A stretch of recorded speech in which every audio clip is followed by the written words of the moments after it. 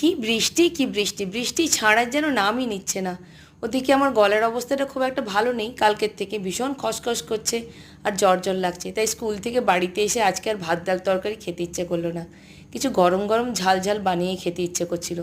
গাছটার অবস্থা দেখুন, যেন বৃষ্টির জল পেয়ে হেসে খেলে উঠেছে। বর্ষাকালটার আনন্দটা এরাই সব থেকে বেশি এনজয় করে।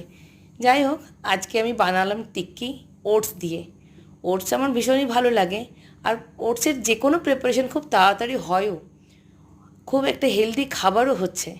আর তাই ওটস আলু সেদ্ধ ছিলই, আর বাকি ভেজিটেবলসগুলো দিয়ে ওটসটাকে একটু দুধ দিয়ে কিছুক্ষণ ভিজিয়ে রেখে দিলাম, 3-4 মিনিটের বেশি নয়।